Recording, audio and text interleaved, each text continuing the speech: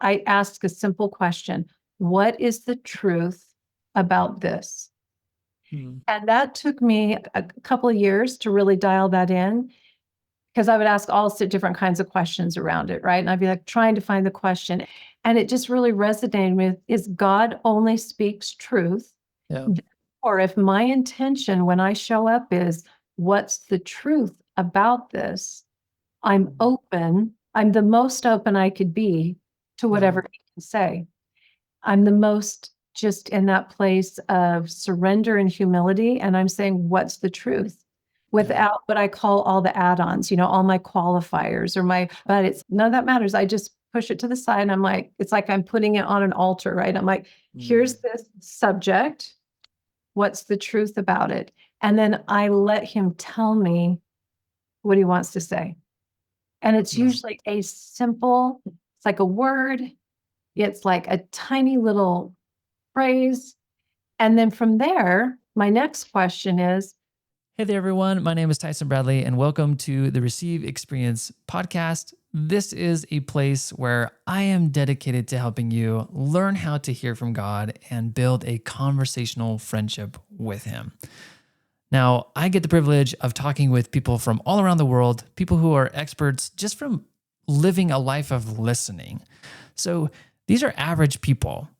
These are not uh, some of our, granted, some of our pastors and other things like that, people that I've interviewed, but I love the conversations that I have with just people who have learned to build this kind of relationship. And Heidi is one of those people. She spent years learning, understanding, and refining her relationship with God in such a way that she has specific questions that she likes to ask that help her and help other people that she talks with to be able to connect with God. It's helped me, and that's why I want to share it with you. And if you have benefited from any of the interviews that I've done or any of the content that I've created, I just invite you to one, check out the Receive Academy, which is a place that I have created where you can learn to hear God. Just all the lessons from all these interviews and all these things coming together in a place and a community centered around living a lifestyle of listening. So if that interests you, please check it out. I'll put a link in the description. And then second thing is I want you to, the minimum thing that you could do to just help this whole thing grow is to subscribe, is to like, is to comment, do something to engage with this so that other people can experience this, that it shows up more for everyone else, because we need this more now than ever, is the ability to understand what blocks us from being able to listen and hear from God and follow what He's inviting us into. I just know that if we can do that, and if you can do this free thing of subscribing, then that would be so helpful. So thank you in advance. And let's just dive into this interview that I have with Heidi Konecki. Here we go. I have a good friend in California, and she gave a talk on this subject. And she goes, I came up with three things. There's child's prayer, there's teenage prayer, and then there's adult prayer. That's the way she broke it down. And she said, child's prayer is like so sincere. And we're just like, Heavenly Father, please bless this. Please bless this person. Please, this is what I'm feeling. Just this sweet, sincere thing. No ask, no expectation of any kind of a conversation, right? Just sharing those sort of pleadings, that just simple, humble prayer totally has a place. She goes, then there was the teenage prayers where we kind of know God's going to answer us or wants to, but we really don't want to hear it. So we're talking really fast and we're like throwing things out there. Okay, and we want to get out there as fast as we can because it's, if I hear him, then I'm going to have to think about it and do something about it. And I thought that was a really fascinating way to describe that kind of prayer. And then she said, and now there's this new thing that I'm discovering, which is called mature, like grown-up prayer, where you're actually having a conversation. You expect to put some work into the conversation. There's a level of emotional and spiritual maturity where you're like, hey, this is on my mind. What do you think? Do you have anything for me? And then that just becomes the rest of our lives, right? Developing that and these awarenesses and recognizing, oh, God is actually always talking to me. So Mm. why can't I hear him right now? Yeah. And get curious about that. And like you said, it can be so many different things, but too often we just default to, well, he doesn't want to talk to me or he doesn't have anything to say. And it's no, the doctrine is he's always talking to us. He is a loving father. He wants to give us everything. He wants to share the mysteries of the universe with us. He's like, please let me teach you, let me tell you. And so then it's just really a mindset shift to be like, okay, to remember even in the moment, oh, wait, no, he's talking to me right now. So Mm. what's in the way? And then being willing to dig in and do whatever that work is I have to do to figure it out. And I find so often the default for a lot of people is, oh, I must not be worthy. I Yeah. must be lovable. Maybe that is sometimes. Maybe we have a Holy Ghost interference, right? We're not totally aligned. But I find more often than not, it's always something else. Because boy, he would give us even the tiniest piece. Like he wants to give it to us. Maybe we can't receive the fullness of what he has for us. But if I can't hear at least a no, I feel like I should always be able to hear a no. That was kind of my default on my journey. When I'm asking a question, I should at least be able to hear no. So if I'm asking for an affirmation, like, God, what is this? Should I do this? Whatever it is, I'm like, I should at least be able to hear a no because I can have so many things in the way that is a yes, right? To bring something good into my life. And I would use that as my pivot point, my practice point. I'm like, if I can't at least hear no, what am I missing? What's going on here? And then I start asking those questions. Anyway, I'm talking too much, No, but no, this is beautiful. And I was gonna ask, like, in your childhood, it's like we were talking about being raised with yeah, some people learn techniques and things. Is this something that you were raised with, or no, not I at all. guess when did you learn this concept of I should at least hear a no from the Lord and be able to sense that and understand that? Or did you get That that? particular thing for me was about 4 or 5 years ago when I wanted to have something I could anchor into in those moments when, my mind is taking over or my emotions and I start spinning. I call it the Mhm. hamster wheel, right? When Yeah. I'm talking very quickly or my mind is all over. It's like it's gathering lint. Hmm. I had a simple question and now I've got, this compound essay that's complex thing going in my mind and I can't stop it, right? And it's just, whoa, we are on the hamster wheel. Stop. There's some reason you're resisting hearing the answer to that very simple question. And so that for me was my starting point of that. When I was growing up, I grew up in a family where there was a lot of like divorce, things like that. But people are very spiritual, believed in God and that sort of a thing. Not always like a church going kind of person, not anti church, but just Yeah. fishing. I don't know, something else to do on Sunday. And so my prayers were just very simple. I don't know why, but as a young kid, I just had I remember one day I had a question in my mind and I can still remember it was like 6 or 7. And I was sitting there and I was like, this doesn't seem right. Just sort of looking around at my life. And Mm. I just remember just this impression of me, you're right. It was just so simple. And it's okay. And that just triggered something in me. And I just kept talking to that the rest of my life. And so it just became a journey for me as I was, just grew and got older and gained more knowledge and understanding. And in hindsight now, I recognize in my early 30s, I didn't know consciously how I was communicating. So I couldn't replicate it. I couldn't really teach it. But I had this practice where I'd lay in bed in the morning and just be quiet for 10 or 15 minutes and things would come into my mind.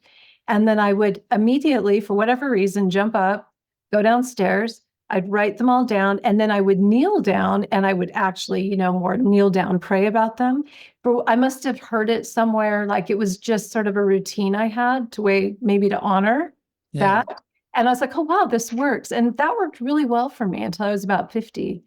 And then I remember I woke up one morning and it was like, I'm going to teach you now why that works. Hmm. And I was like, well, I'm fine. Like we talk, we get things done. Like I don't understand. And it was like, just the impression was like, no, I need you to understand why this works Yeah.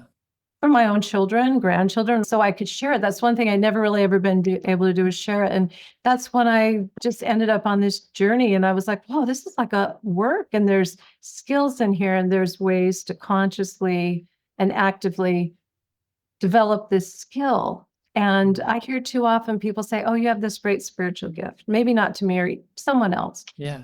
Like it's a skill. Yeah. It's a conversation. Anybody on this planet can do it. We've all been born with the light of Christ in us. Yeah. We are all capable of conversation. And that really just resonated with me. And I was like, wow, we really believe like there's so many people, I think majority of people who feel like, oh, I'll just take the scraps. I'll just do the child prayer and throw it out there and just, oh, thank you, thank you. Whatever you can give me is great. And I'm like, no, he wants you to just come have a conversation. And so I've now added on to what my friend talked about, the types of prayer. And I'm like, so adult prayer now I call prayer work. It's the moment when you realize, oh, this is going to take work. And it was actually Jen who kind of coined that phrase, because the Bible dictionary and the definition, it said prayer is work. And we Yeah. showed it to me and we laughed. I'm like, oh, this is prayer work.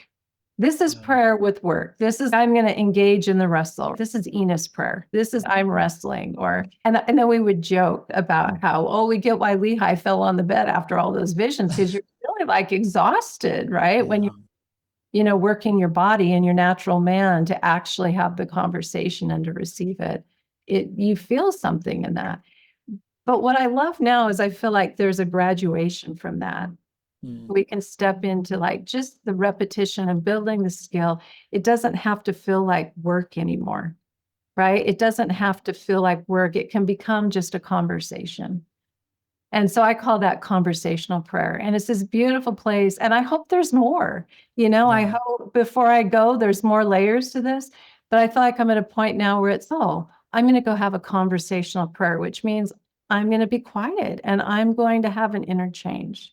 And I'm going to ask a simple question, because God does not answer in compound sentences. It's like my big thing to help people out. I'm like, think about it. Every time he's spoken, like it's simple, back and forth. You can go back and forth for hours. And I've done that before, just hours. I'm like, well, why? Oh, wait, what about that?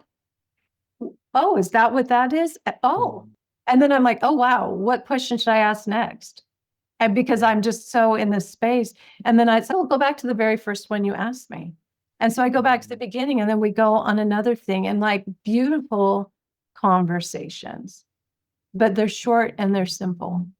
And it's such an intimate and beautiful thing. And so when I go back and I think, do you know how God speaks to you? But to your point, all of the things that get in our way, I think it's the gap, it's the in between.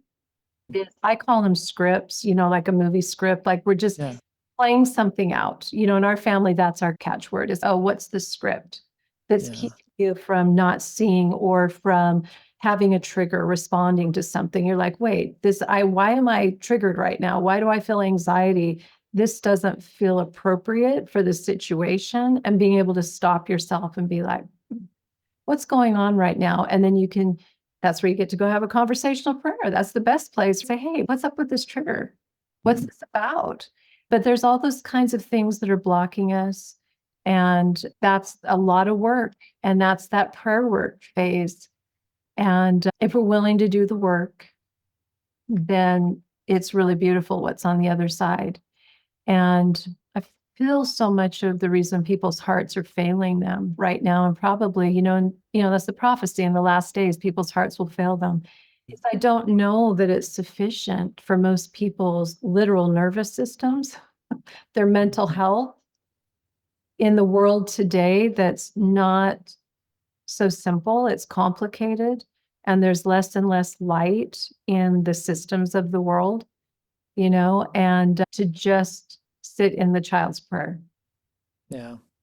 We feel acted upon at some point, and like there's no hope. We're just sitting waiting.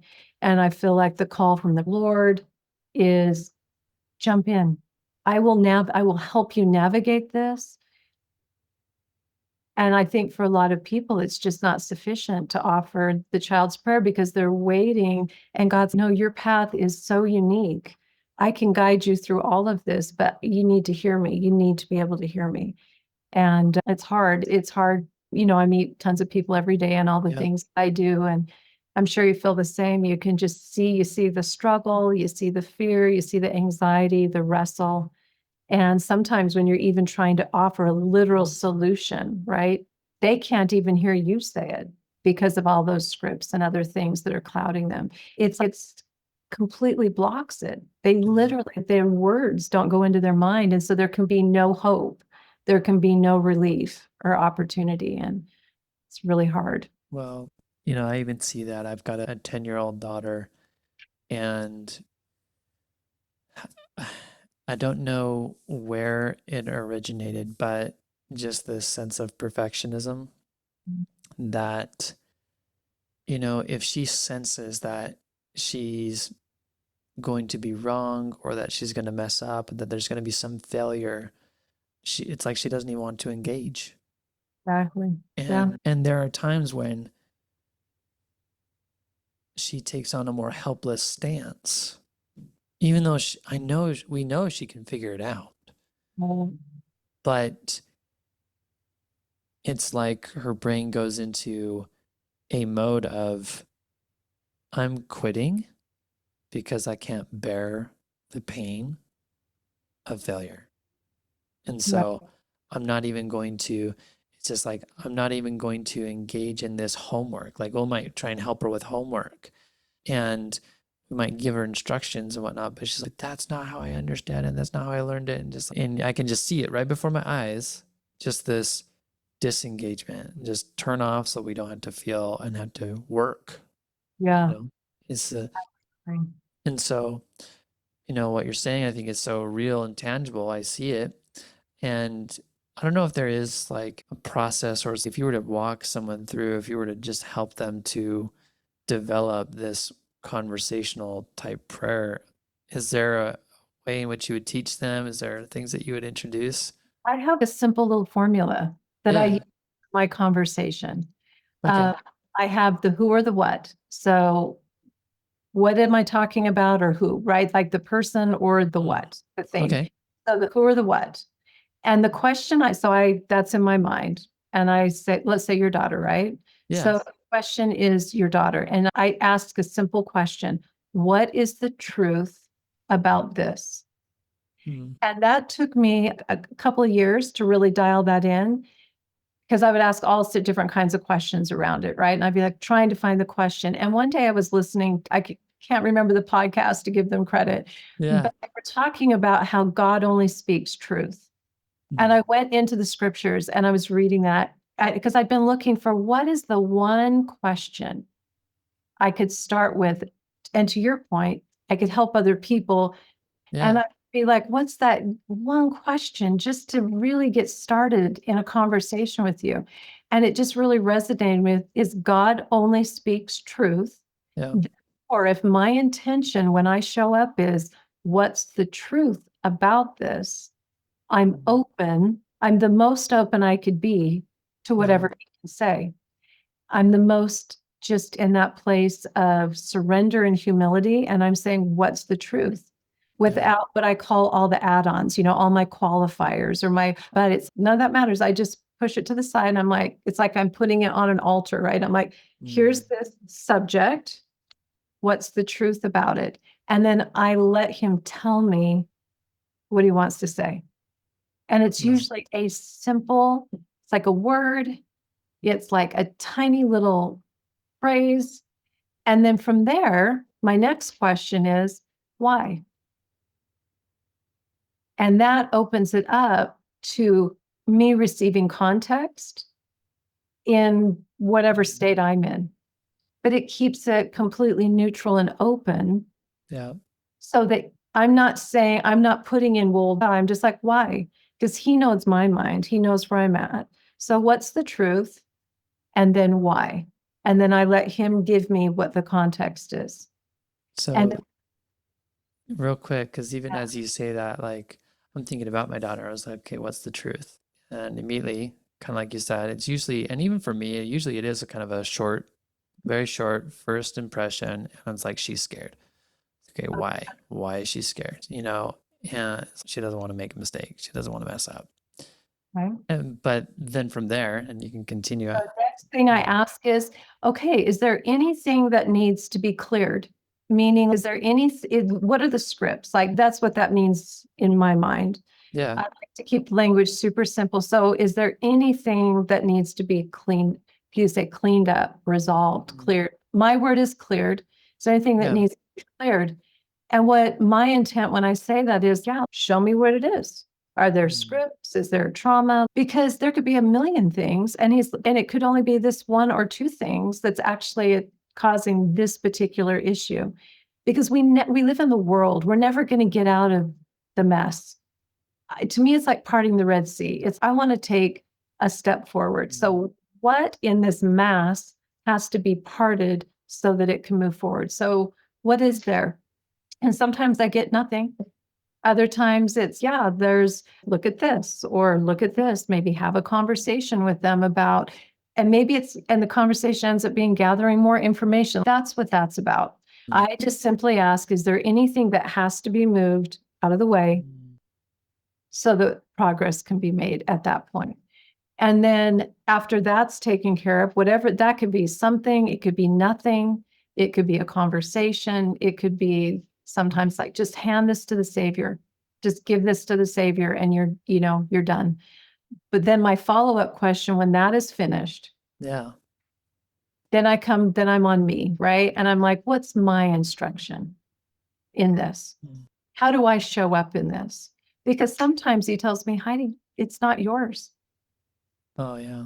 How peaceful is that to know that? And I had a good friend say once, she described it like a wagon train. And she's like, when you keep jumping off the wagon, because you see all the destruction along the path, you're holding up the train, you're not getting to where you uniquely were needed, and you're taking an opportunity from someone else. It's super important that we show up for what's ours and we stay out of the way for what's not, because we're actually hindering and disrupting that when it's a place we're not meant to be, about stewardship. And so that's what that's for me. I like to end my conversation prayers with, okay, we've done all this. What's my instruction? Yeah. It's usually very clear. Sometimes it's go in peace. Sometimes it's like love all over him when he shows up. Maybe it's my son. Only when he shows up, though, I listen. The words matter. He speaks very clearly. It's don't hunt him down and love him all over the place. Like love all over him when he shows up. Yeah. Like, great, I know my instruction. And so when I get what's my instruction, then I ask, and this is really critical because this is where I think some really wise people fall short. Yeah. I ask, how? How? Which means, how do I execute on this instruction? Because one of the things I've learned as I've gotten older is we've had so many experiences, we sort of have a default. And let's say they were inspired. We're people who like to live by inspiration. Well, just because something I did unique or similar to this years ago, you need to ask me how to do it now. It's continuing revelation. Everything's in motion. So how? And then I just do what he says. And I'm like, and there's so much peace. And one of my sons and I were talking about this once, because his struggle's like, I don't feel peace here, because he was going through a struggle Yeah. that was hard. He was having to endure something that was really difficult. And there's just enduring that's the fifth principle of the gospel. And it just is what it is. So really the conversations become vital because that's really what you have, because you are enduring. There's not much for you to do. And he was saying, man, when I'm praying, I'm just not feeling, I'm just craving the peace and it's not coming in. And after I had a whole experience with this idea of this conversation from truth with these questions all the way through, I just had this just awareness and I went, oh, that's why you feel so peaceful at the end. No matter what the instruction you receive, no matter how you're asked to do it, and many times the how is be still. Yeah. Is my how. But I feel the peace. And I went, that's because the peace is in the truth, which is in God and Christ and the Holy Ghost. So Yes. when we're willing to live in truth, whatever it is, then we will be in peace. That's where the peace is, because that is what they are. And I was just like, wow. And so that just desire just churned in me. And it takes practice because, you have a lifetime of having buzzing brains and, all this other stuff and this more frantic way of trying to understand things. But boy, when we discipline ourselves in that cadence and that conversation, and it's like just this maturity comes with it, boy, peace just comes in no matter what's going on and what you're praying about. So you start out with, and maybe you can Yeah. clarify, do you find that you just use this mostly when you're just facing challenges or you notice that your brain's kind of frantic or when you're not in a place of peace, that you're just I like, do okay, it what's the all the truth? time now. Okay. That's So, how everything. yeah. And But sometimes conversations are just really rapid fire. So if something comes up, it's like I just put it out there and I'm like, I can be a work thing. It yeah. could like, do I go to the grocery store or do I stay here and work on this? He will talk to me about anything. And Yeah. I just like, when I have a question or a decision, I start out there, what's the truth about this? What's my instruction? What do I need to do? How do I do it? And then I move on. And it's been so powerful to Yeah. get to this place where, in fact, my sister, we were just at women's conference. And Okay. my sister and I were together. And the last day she looked at me and she goes, I've I keep struggling with really getting my conversational prayer going. Again, that's just our unique word for it. Yeah. Uh, but she said, and while I was at the conference, something finally came to me. She goes, there's the conflict in my mind. The script was between, I don't have it memorized, but the scripture that says, we're not meant to be commanded in all things. Mm-hmm. There's the other scripture that says, counsel with the Lord in all thy doings. And she goes, and these two things have just been Yeah. in my mind as I'm like developing my skill and like I'm needing answers and like knowing I need to step into this. She looked at me and she said, I asked God, what's the truth about this? She finally just had the clarity to do that. And he said, well, command and counsel are two different words. And she went, oh. And she goes, and then she started her conversation. And by the time she got done, she's like, Heidi, I finally get it. God will not and is not meant to, nor should command us in things, tell us what to do. But we are to counsel with him daily about everything.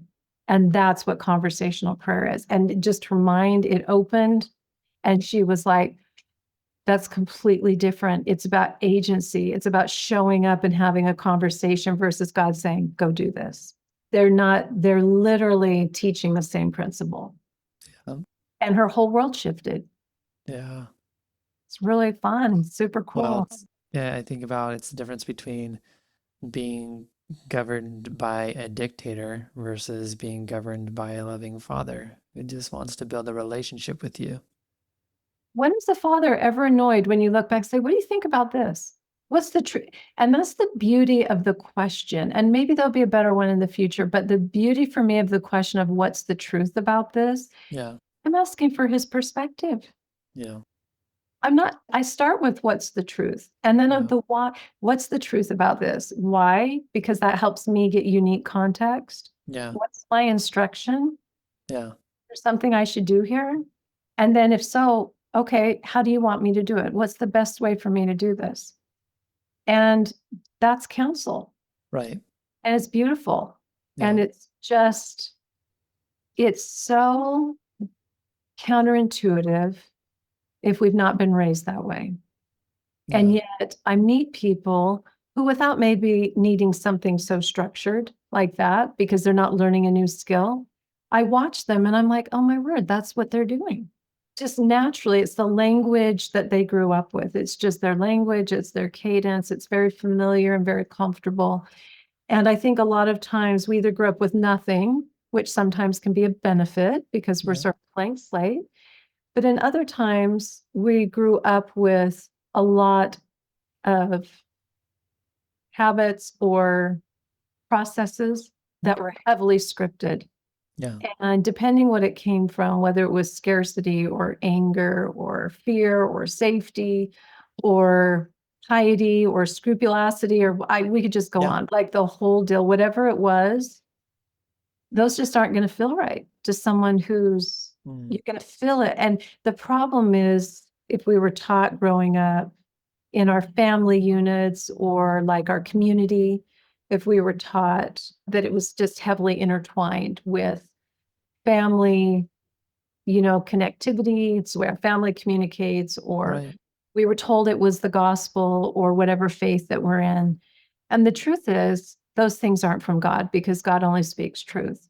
Yeah. They're what people came up with to try to engage in something. And one of the things I'm getting to share this. I know you can edit it out if it doesn't No, fit. please. Yeah, sure. But one of the things I'm pretty firm with, because my sons are 28 and 32, so they're older, grown, doing their, and it's still to this day, and it doesn't happen very often, but my husband and I have been very consistent. That's what I'm looking for with this. The concept is when our kids say something to us as an adult or a child or whatever, and they're like, oh, well, so-and-so did this, or I'm so upset. And there's this generalization about whatever, you pick a topic. So our comeback always is, no, that's not true. Who is the one that said that to you? Or who's the person you had that experience with? Or what particular group in what city or town at what time in your life uniquely did you have that experience?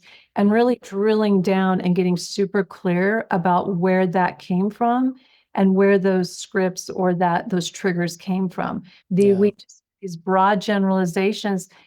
And we might have been taught when we were growing up, well, the church this or the church that, or the school said this or the teacher said that. But I think as adults, we can critically think and we can kind of engage more. We can move into the prefrontal cortex and do some higher level thinking and maybe do my husband calls them thought experiments. He goes, thought experiment about this, right? We don't want to invalidate something someone's having, but let's step out of the limbic system and all the emotion because you're triggered.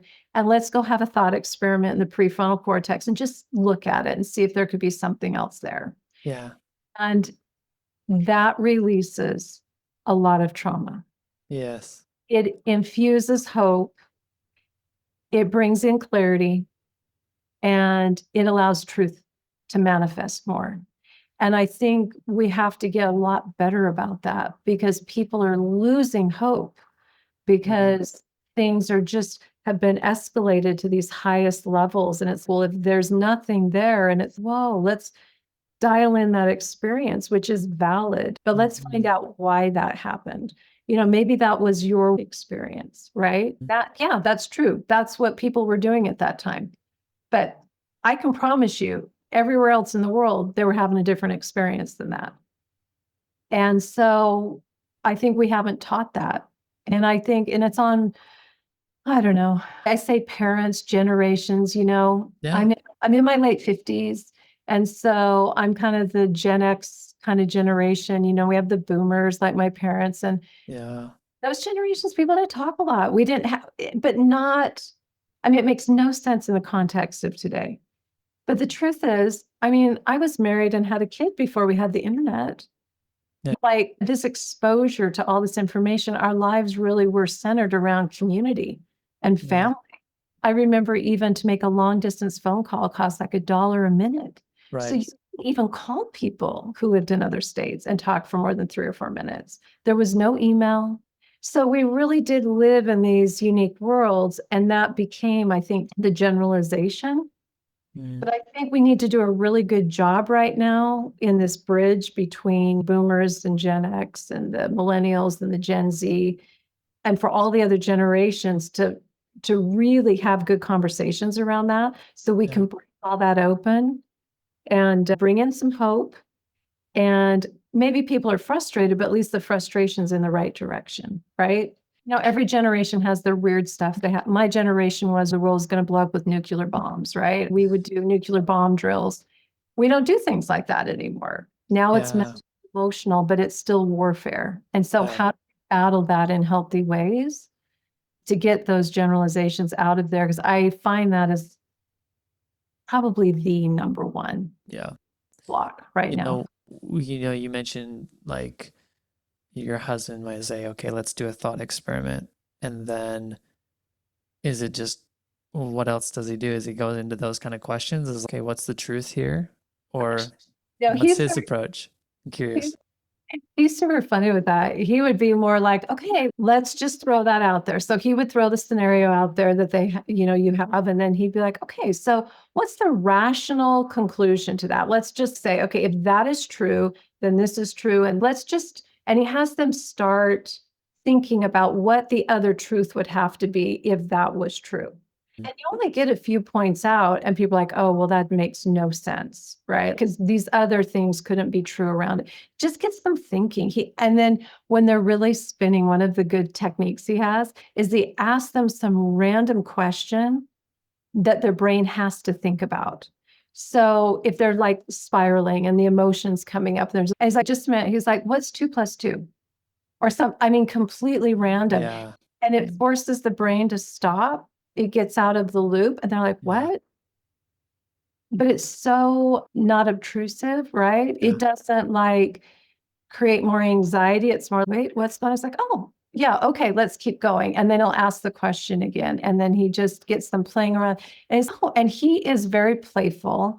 He's good at this, not me. I'm not good at that part. I'm good at structured stuff, but he just gets playful. He's like, wow, and he gets imaginative and they start telling stories about it. And pretty soon it's just so ridiculous because the premise is so flawed that they're just sitting back going, oh.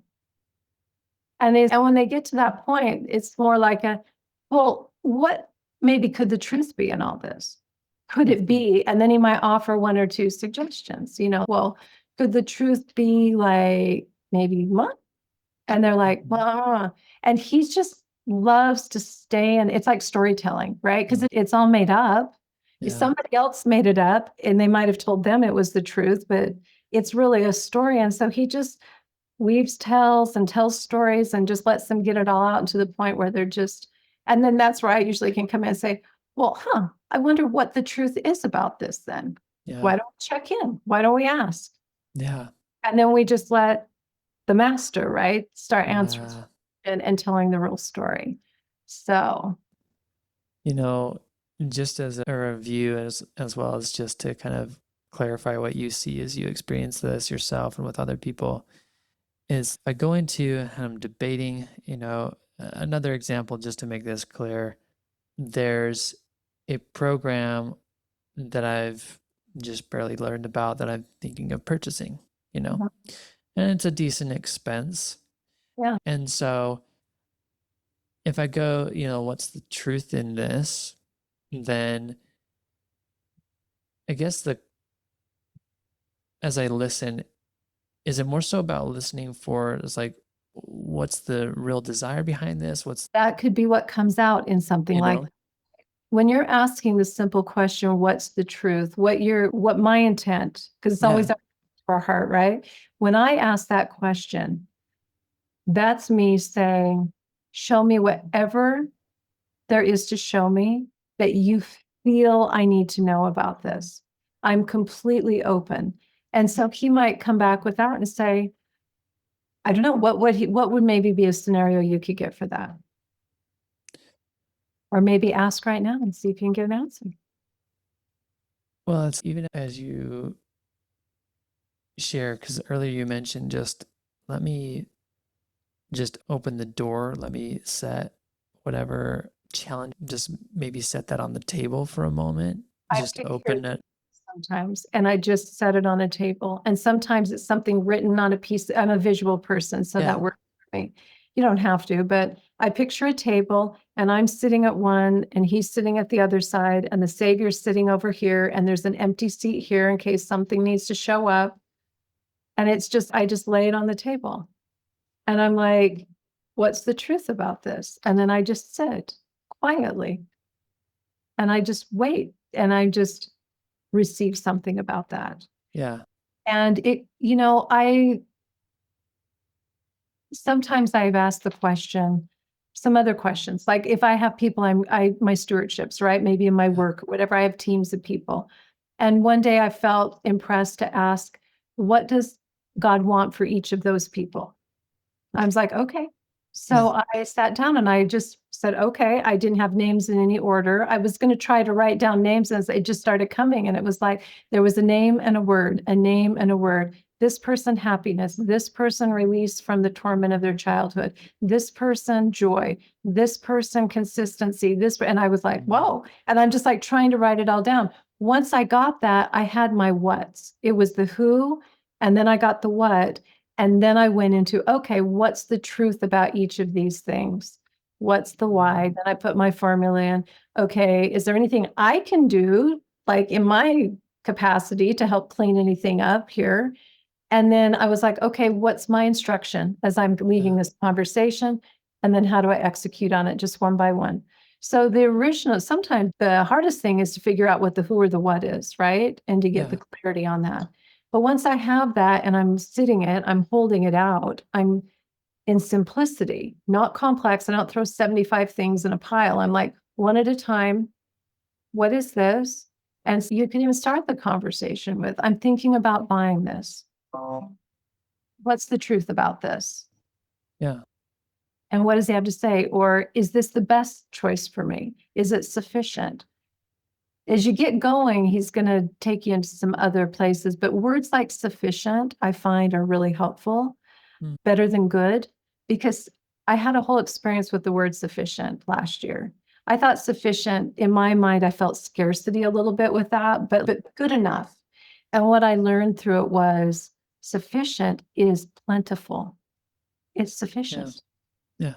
I had a whole turnaround in my mind with that. And then all of a sudden I saw how constantly it was in the scriptures that sufficient is sort of like the standard. Yeah. And so I changed. So maybe what you're saying, is this sufficient? Is this what you want from me? Yeah. Truth about me wanting this? Maybe your motive? I don't know. But it's a conversation. And you mentioned that you start off with a who or a what. Is Mhm. there just, what's that question about?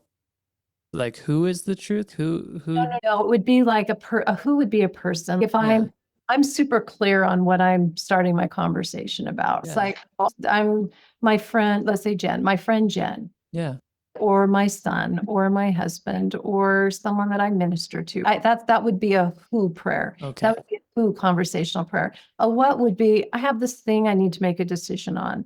I see this in the future. I see a gap. I'm feeling weird and I don't know why. I have anxiety and I don't know what's the truth about my anxiety? What's the truth about this program? Yeah. And that's how I enter the conversation. Yeah. And then I'll ask other questions as things go on, but for a simple premise, like a simple formula, that's just going to always get you into a spot.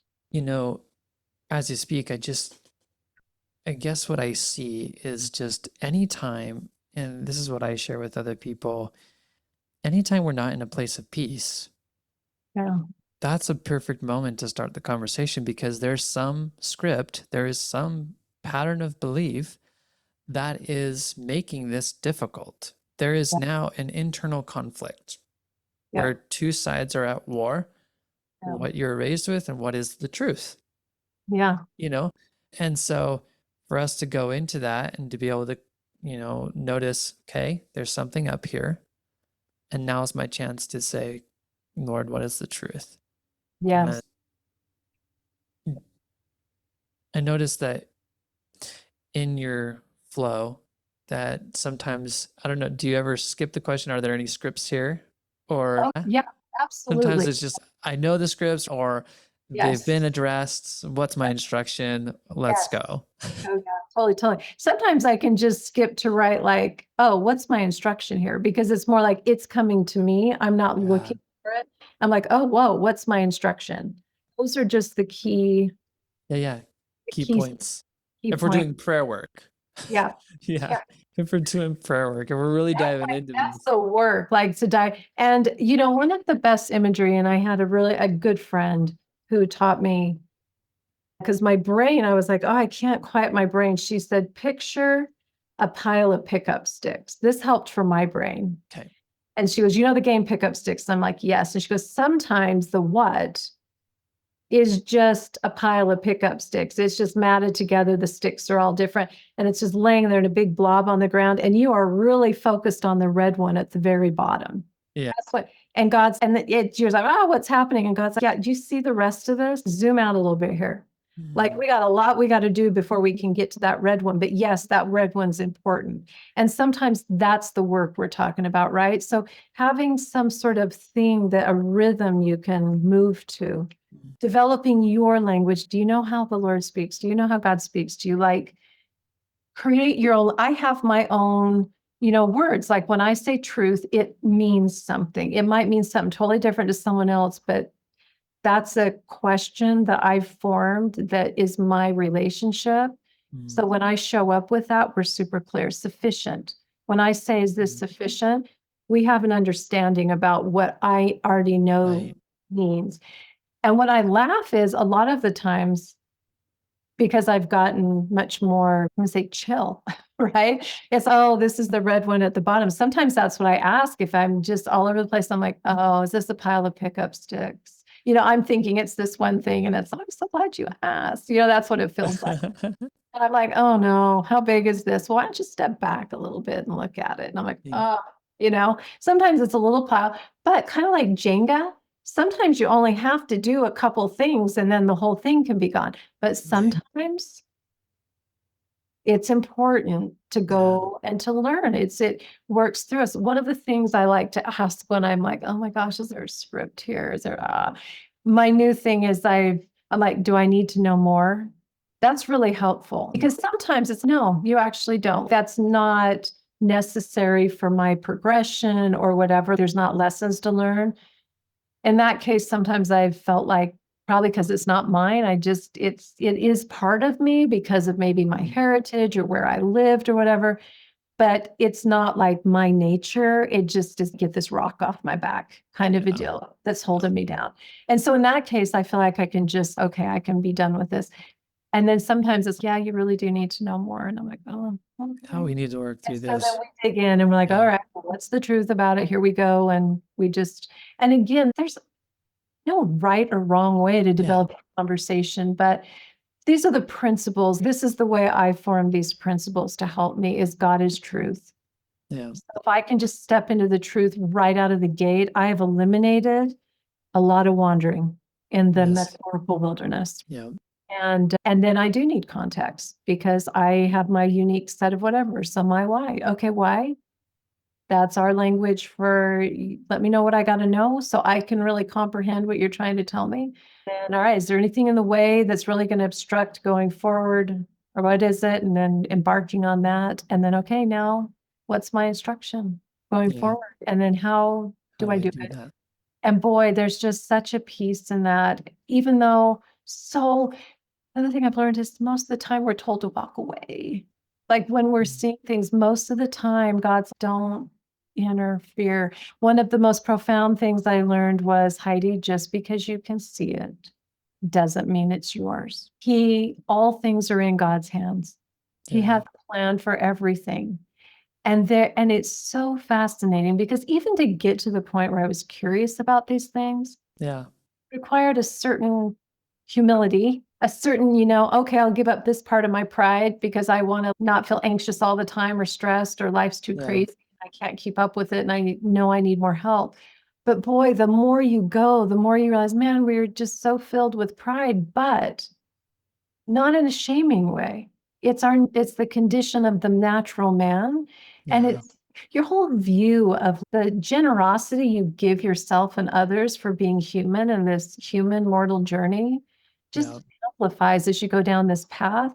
And you realize instead of, to your daughter's point, I'm afraid, it's like, I'm afraid to do it because I'll fail. You become like there's a path for all of this, and God's engaged and just counsel with me in everything. I want you to learn. Mm. I want you to grow.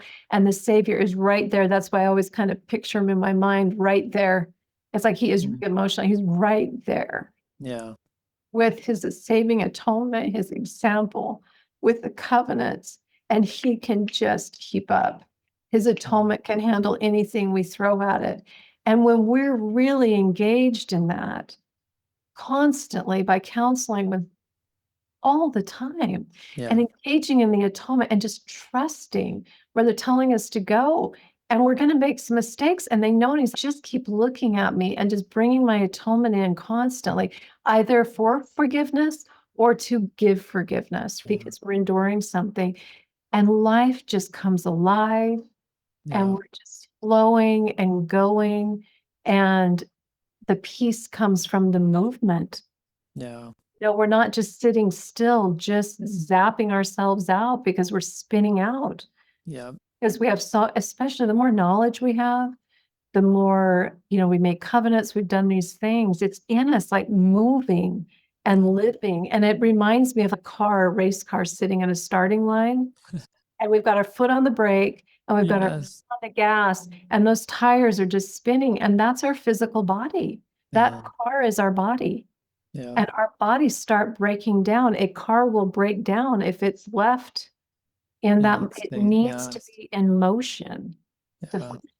And it's like, everyone, get your foot off the gas, or I mean, off of the brake and Yeah. get going, just Yeah. get going. And the world is not this place that's all predictable anymore. Yeah. Not meant to be. The second coming can't usher in. There's not growth. It's not why we're all here at this point in time. And so that letting go, like in a storm, what do? They send the ships out into the middle of the ocean. They don't keep them anchored in the bay. They'll Yeah. get banged up and smashed. And I literally feel like I'm just watching people just be banged up and smashed, burning out their tire treads. And so the only solution they can think of when they know truth, when they have testimonies, is, well, I've got to, instead of letting off the brake, it's let off the gas and just tap out. Yeah. No, there's another option. Let go of the brake. Yeah. Thing. Yeah. And I just, for whatever reason, I don't know the answer to that, but people are letting off the gas instead of letting off the brake. And it's really sad. Yeah. Well, Heidi, I just thank you for what you're sharing here. And I think it is helpful to just consider all of this. And, Yeah. you know, Jen talks about it one way, you talk about it another way. And I just think that the combination of continuing to talk through the ways in which we can approach God is super helpful. So I appreciate you sharing that. And I want to be respectful of your time. So I don't know if there's anything more. Is there, like, if people did want to contact you, are you open to that? I guess so. You don't have to. No, I've just never thought about that before. If, give me 1 second, let me check in. Yeah. That would be the question I would ask on. Give me 1 Yes. Go for it.